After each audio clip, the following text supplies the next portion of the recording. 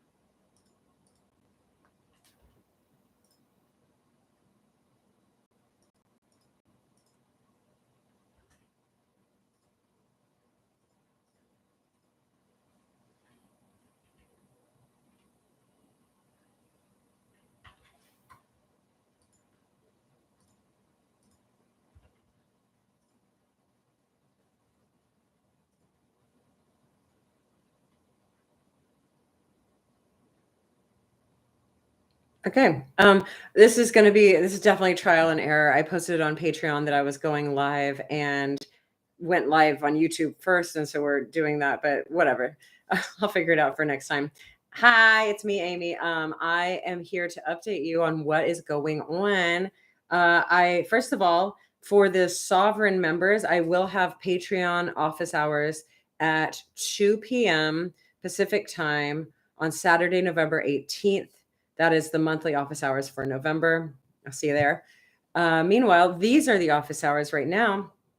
And what's going on? I just wanted to really quickly tell a story. So, the plan of attack is I have a script called Fucked for Christmas. It is a movie about a woman who writes to Santa to get laid for Christmas, and he sends her a really crazy elf who basically guardian angels the woman on her way to getting laid for Christmas and finds out like what she's actually looking for in on the way.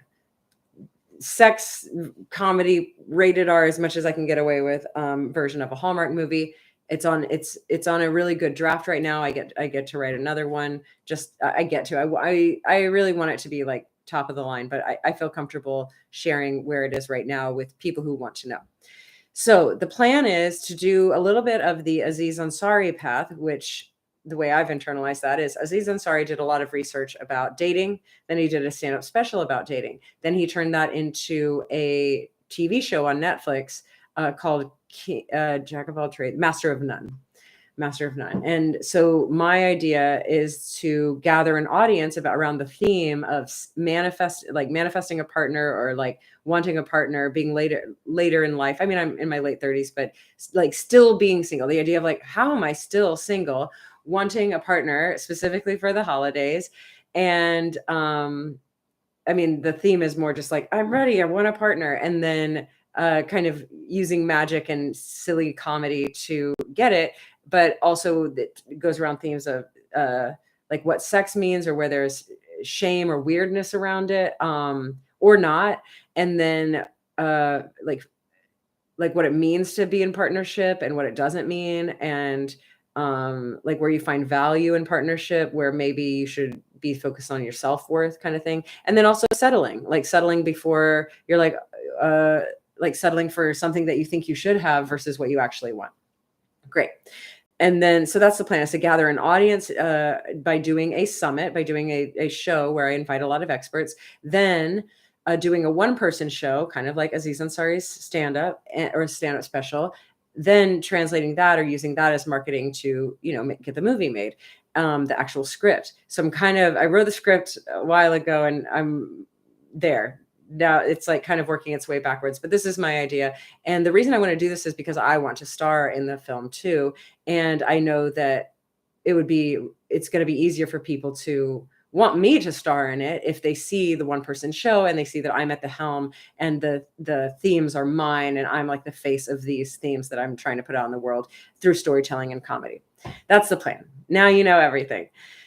The way I get there, but this morning the story I wanted to tell was that I was listening to a podcast, as I do. I listen to so many podcasts. The last 2 years have been a lot of podcast listening, a lot of book reading and self-development. I've always been into that, but these last 2 years really, really concentrated that. So I was listening to this podcast called I Will Teach You to Be Rich by Ramit Sethi. And he is a financial coach, advisor. I wouldn't call him an advisor, but he's definitely knows his stuff. And he's got a podcast where he actually has a Netflix show too. And he helps people just see where their blind spots are with their money. And the podcast is literally a couple sits down with him like therapy, and he goes through their finances and they find blind spots. So on the show that I was listening to today, there's a husband and wife team. The husband has in the past, they're overspending. They're like finances are on fire and in a bad way. And he has had some risky business moves, and in real estate or whatever, he lost like 20 properties at one point. And he's a dreamer, and he thinks, but if I can get my entrepreneurial business just to work, then it'll grow and I'll have, the American dream kind of thing. And they landed on towards the end of the episode, well, why wouldn't you just get a job? And he's like, well, if I could get a job that paid me the potential that my business could earn consistently, then yeah, maybe I'd do it. And the coach was like, well, it's your job to figure out if that is possible. Like if there's a job out there that would do that. But it's worth the research. So that's where they landed. So I'm listening to their story and I'm like, gosh, am I a dreamer? I have this plan. I haven't really put it into action, or I'm in the process of it, but maybe I'm a dreamer. I've had a long full-time job career, 9 years when I first moved out here. And I've also had a long time out here, about 7 years, where I was paid through the entertainment industry, through gigging. And I do deliver. I am consistent. I am not a flake. And I have excellent work ethic. So I know this about myself. So in those ways, I'm different from this man. I feel like I am grounded in my finances and what's possible. Like I'm not overspending. Obviously, I don't have kids or a partner. So the spending, but regardless, I'm giving myself a lot of credit for, managing myself and being independent. I could always be more financially free, of course, but as I'm listening, I'm going, gosh, I kind of identify with this person. They're really going for a dream. There's no proof that it would work.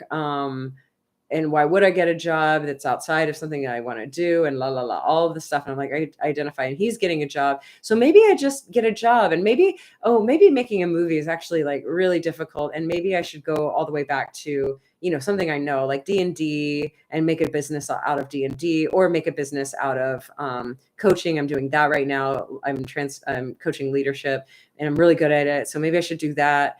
And then as I'm thinking this, like kind of taking myself back off of this plan that I have developed, and this is why there's a Patreon. And as I'm thinking all of these things, I trip and I eat shit. Like I just flat out on the concrete. And I'm running, so it's momentum. It's like a baseball slide. Like I'm just skidding. My knee is bleeding, scraped my palm. Obviously you can't really tell, but and then I've got something on my elbow here, bruised and scraped. Yeah. It's all told, like now it's all cleaned up and nice, but it was gnarly, and dirt and blood was everywhere.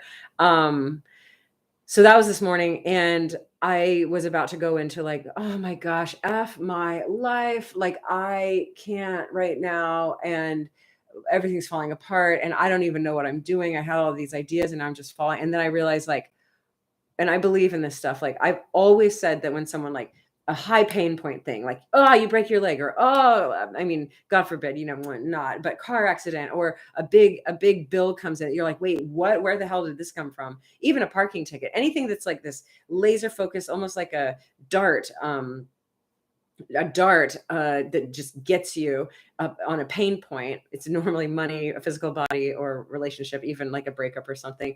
It's like a wake up call, like shaking you out of it, like, and wake up. You were falling asleep, or you are asleep, or you've been asleep. Wake up. And so I kind of coached myself because I believe that to be true. And I was like, okay, well, where, and I know you're drawing the line already, but while I was in that spot, I was like, where am I wrong here? Where's my thinking going where I could shift and be, different. And I was like, oh my gosh, I was about to divert from the plan again, because this is the most formulated plan to make the movie that I've ever had, and the most sure thing, and the thing I want to go all in on. But it's not the first time I thought maybe I should tell narrative stories, like, and then just never did because it's too scary. So all that's to say is I was woken up, and I was about to start crying, and then I like laughed, like, oh, okay, I got it loud and clear. Okay, I'm gonna keep going on the path. Like, I would have stopped before I even really began, and that's not what I'm here to do. So there's not really a moral or a lesson, or I'm not trying to preach or tell you anything, but that did happen to me, and I guess I just wanted to tell you on my Patreon that, like, I there's a lot in my brain that's telling me not to go for this because it is so scary and so big and so massive. And I'm looking around, I'm like, I'm one person. I would need a team of people to have this happen. And instead of thinking, oh, I can't do this, I'm thinking, I bet there's a team out there who wants to help me do this. I bet there is. You're a part of it. So that's what I'll end it on. I look great because I'm going speed dating. Another part of my life that I'm hell bent on having is a life partner and a husband. So I'm doing that too. I don't know how that's going to look. I don't know where it's coming from, but couldn't be more committed. So with that note, I'm going speed dating. Thanks for listening, everybody. I'll be doing these updates as I'm inspired to. And again, office hours, real office hours for the Sovereign members are live. And that will be November 18th at 2 p.m. That's a Saturday, and that's Pacific time. Okay. Love y'all. Bye.